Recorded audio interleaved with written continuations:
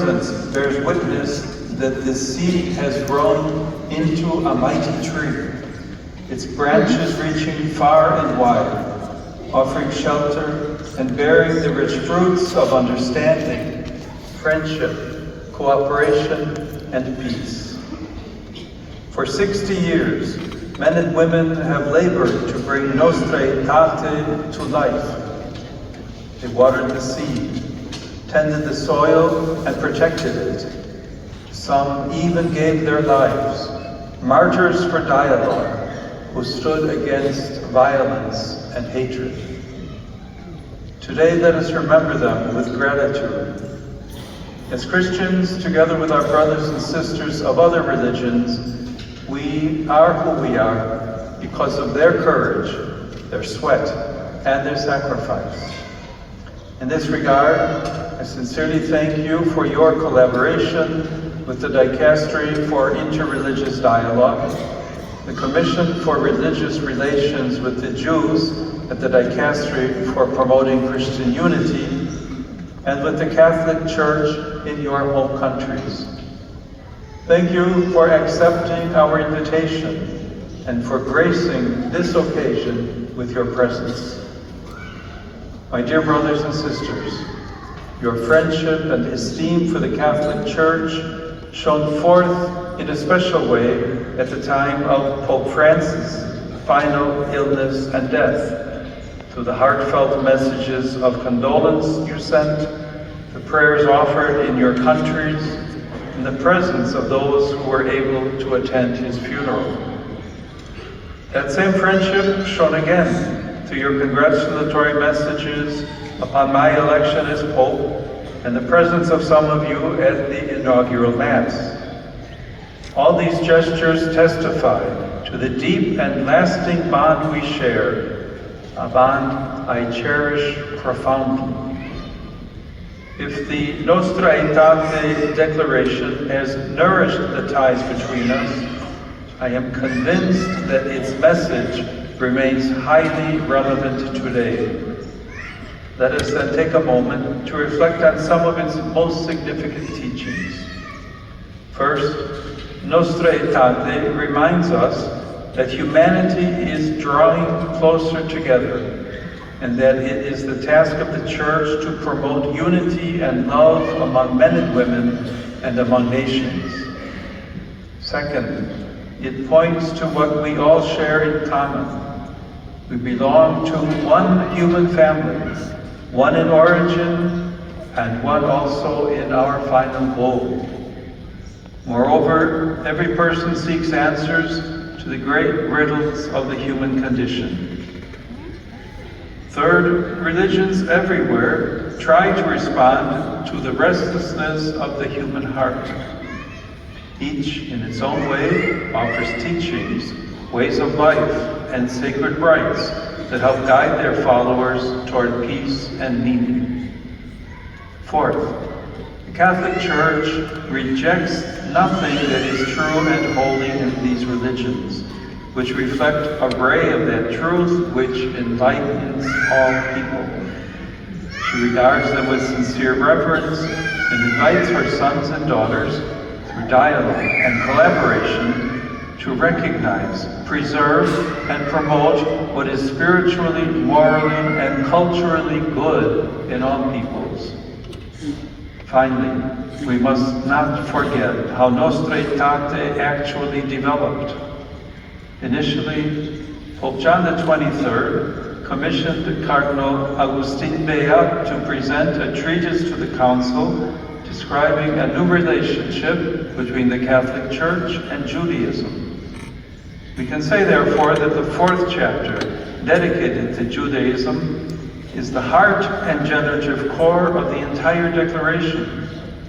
For the first time in the history of the Church, we have a doctrinal text with an explicitly theological basis that illustrates the Jewish roots of Christianity in a well-founded biblical manner.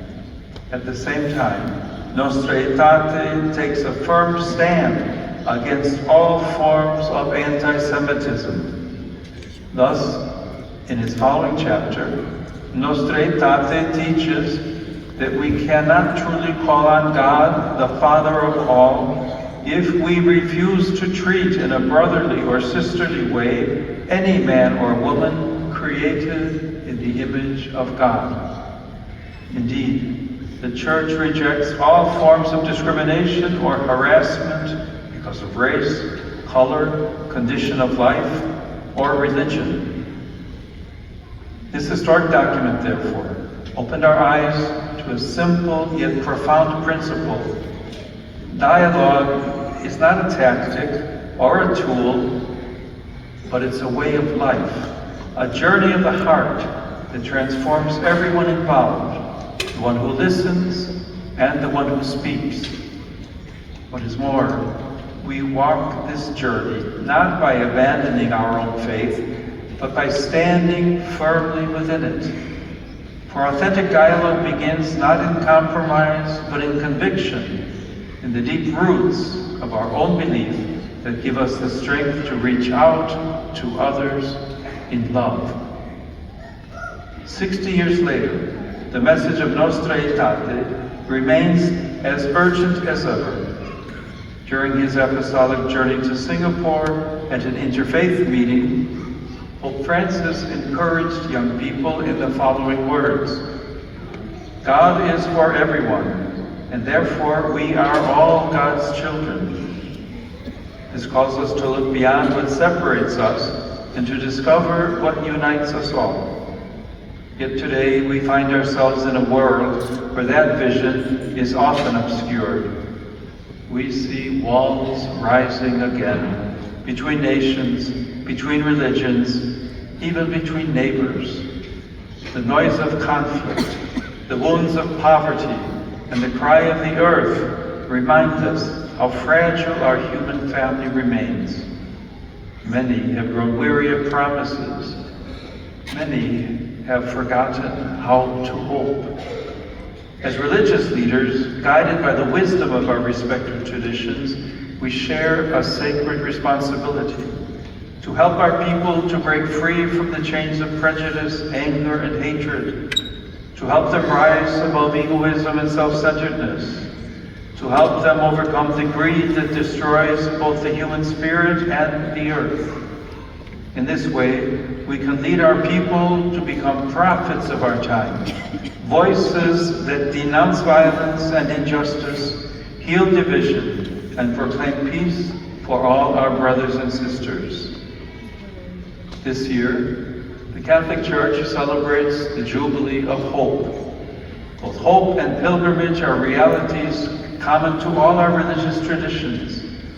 This is the journey that Nostra Aetate invites us to continue, to walk together in hope. Then, when we do so, something beautiful happens. Hearts open, bridges are built, and new paths appear where none seemed possible.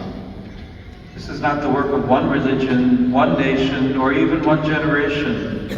It is a sacred task for all humanity to keep hope alive, to keep dialogue alive, and to keep love alive in the heart of the world. My dear brothers and sisters, at this crucial moment in history, we are entrusted with a great mission: to reawaken in all men and women their sense of humanity and of the sacred. This, my friends, is precisely why we have come together in this place, bearing the great responsibility as religious leaders to bring hope to a humanity that is often tempted by despair. Let us remember that prayer has the power to transform our hearts, our words, our actions, and our world. It renews us from within, rekindling in us the spirit of hope and love. Here I recall the words of St. John Paul II, spoken in Assisi in 1986. If the world is going to continue, and men and women are to survive in it, the world cannot do without prayer. And so now I invite each one of you to pause for a moment in silent prayer. May peace come down upon us and fill our hearts.